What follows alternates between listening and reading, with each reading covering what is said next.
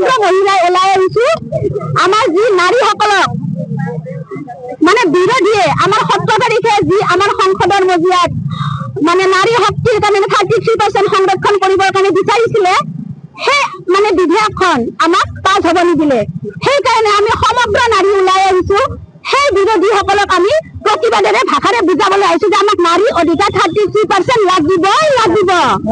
কিমান মহিলা আজি ওলাই আহিছে? আমি মোটামুটি আজি ইয়াত 1000 মহিলা ওলাই আহিছে। অত্যাধিক মহিলা নাৰীক আচলতে কংগ্ৰেছে অপমান কৰিছে নেকি আপোনালোকক? আমাৰ মতে মানে কৰিছে কাৰণ আমি নাৰীসকলে প্ৰতিটো ক্ষেত্ৰতে সম মৰ্যাদা সম অধিকাৰ দিয়া বুলি কয় কিন্তু আমাক যি সংসদৰ মজিয়াত হওক বিধানসভাৰ মজিয়াত হওক আমাক সিটসমূহ সংৰক্ষণ লাগিব সেইকাৰণে আমি ন্যায্য দাবী কৰিব ওলাই আহিছো আমাৰ প্ৰাপ্য আমাক লাগিবই।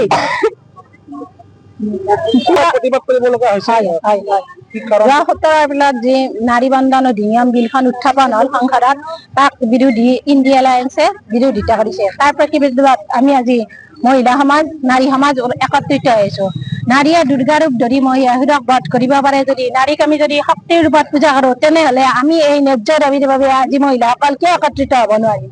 আপোনালোকৰ জ্ঞাতাৰ্থে জনাও যে কংগ্ৰেছ দলে সদায় পৰিয়াল কেন্দ্ৰিক ৰাজনীতি চলাই আহি আছে। সোনিয়া গান্ধী প্ৰিয়ংকা গান্ধী তেওঁলোকৰ ৰাজনীতিতে সীমাবদ্ধ থাকিব কিন্তু আজি আমি পঞ্চায়তৰ পৰা মহিলাসকল দাবী উত্থাপনেৰে ওলাই আহিছো আৰু এই দাবী আমি বিধানসভা লোকসভালৈ লৈ যাম যাতে আমি সাধাৰণ মহিলাৰ সমস্যাসমূহ বিধানসভা লোকসভাত উত্থাপন কৰিব পাৰো এয়াই আমাৰ উচ্চ আকাংক্ষা আৰু এইভাবে আমি নাৰী সমাজ একত্ৰিত এই বিলৰ